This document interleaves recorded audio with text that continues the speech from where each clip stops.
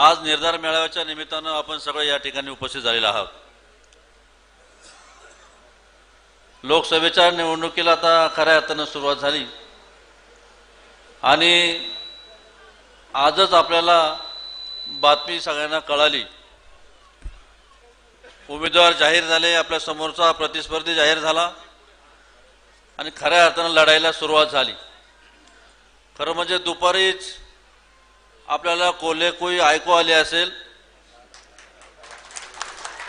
आपला उमेदवार कोण आहे आपल्याला कळलं असेल। मला वाटतं ह्या बातमीनं आपल्याला सगळ्यांना आनंद झालेला आहे। आपली लढाई आपण आजच जिंकलेलो आहे अशी परिस्थिती निर्माण झालेली आहे। फक्त आता लढायचंय, गहाळ पडायचं नाही, कारण ही लढाई आहे। लढाई सारखीच करायची असते, नियोजनबद्ध करायची असते, ताकदीनं करायची असते।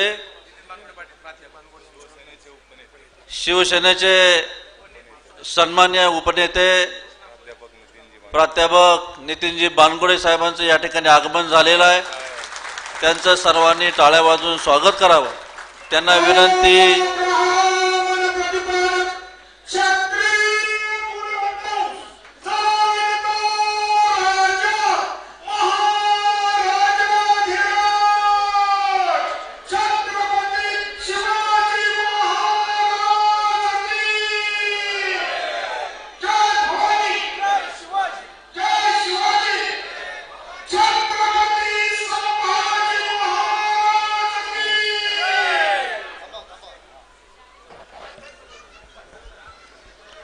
नितीनजी बानगुडे यांचं मनापासून स्वागत करतो। आज या निर्धार मेळाव्याच्या निमित्तानं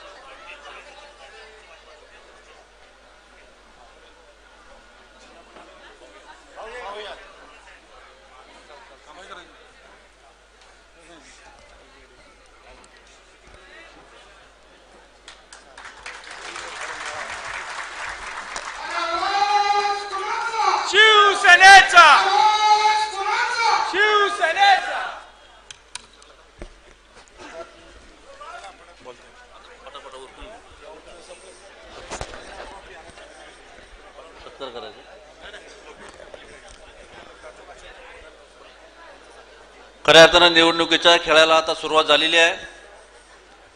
आपण सगळे मंडळी आता सज्ज झालेले आहोत। दादांची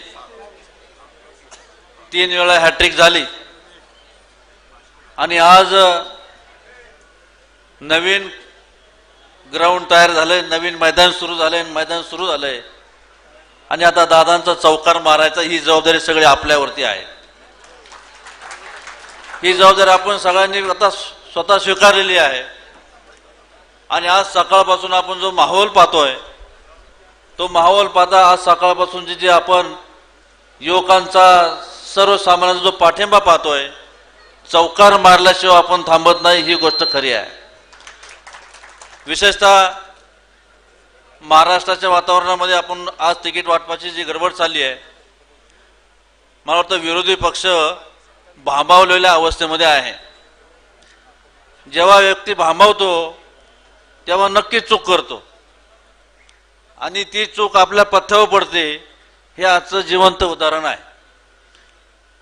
आज मला वाटतं या आजच्या सगळ्या प्रवासामध्ये जो उत्साह आणि जो पाठिंबा, जो लोकांचा जो सहभाग पाहिला, की आपल्याला आता ही निवडणूक अतिशय सोपी जाईल। आपल्याला नियोजनबद्ध पद्धतीने निवडणुकीला सामोरे जात असताना मला एवढंच सांगायचं की मी खेड आळंदी विधानसभा मतदारसंघाच्या वतीनं एवढंच आश्वासन देतो, एवढा शब्द देतो की गेल्या वेळेपेक्षा यावेळी दादांना डबल मतदानाचं लीड दिल्याशिवाय राहणार नाही। हा शब्द नाही, ही वस्तुस्थिती आहे, ही खरी परिस्थिती आहे। कारण दादांचं गेल्या 5 वर्षामध्ये, गेल्या 15 वर्षामध्ये जे खेड तालुक्यामध्ये काम आहे, त्याची पुनरावृत्ती, त्याचा प्रतिफळ आपल्याला या निवडणुकीमध्ये पाहायला मिळेल।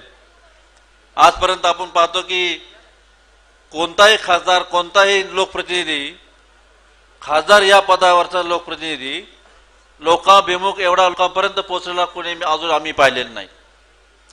आणि लोकांची खरी गरज आहे, आमच्यापर्यंत कोण आला त्याला स्वीकारलं जातं. म्हणून दादांची एक खासियत आहे, एक वैशिष्ट्य आहे, जो आपल्याकडे येईल त्याला आपलंसं करून खऱ्या अर्थानं आपलं करायचं हे कसब दादांकडे आहे.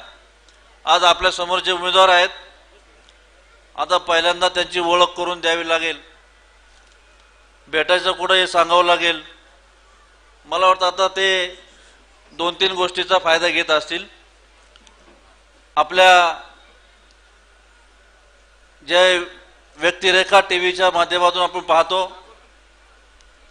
त्याची प्रसिद्धी झालेली आपण पाहतो, त्याचा फायदा घेण्याचा हा प्रकार आहे.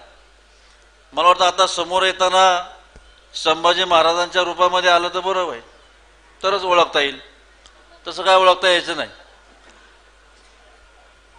आणि आज आपण पाहतो की दादांचा प्रत्येक माणसाशी संबंध आलेला आहे, म्हणून प्रत्येक माणूस दादांशी बांधलेला आहे.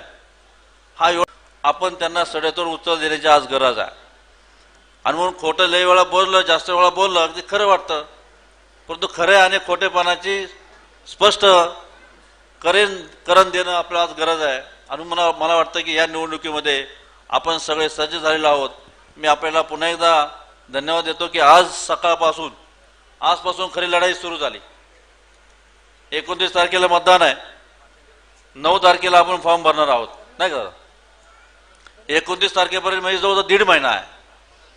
संपूर्ण मतदारसंघामध्ये आपापल्या जी काही पद आहेत, पदाधिकारी आहेत, आपली जबाबदारी निश्चित करून, आपली जबाबदारी भानावर ठेवून आपण ही पूर्ण करण्याची जबाबदारी आता आपल्याकडे सगळ्यांकडे आलेली आहे.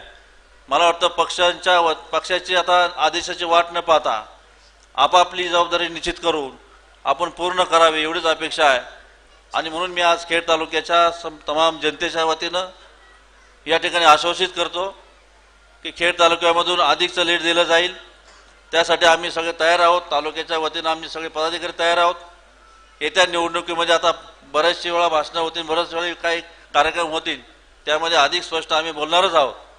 परंतु आपण आज या निर्धार मेळाव्याच्या निमित्तानं प्रत्येकानं एक निर्धार करून, एक निश्चय करून गेलं पाहिजे की आता ही निवडणूक आपल्याला चौकार मारण्यासाठीच आलेली ही संधी आहे.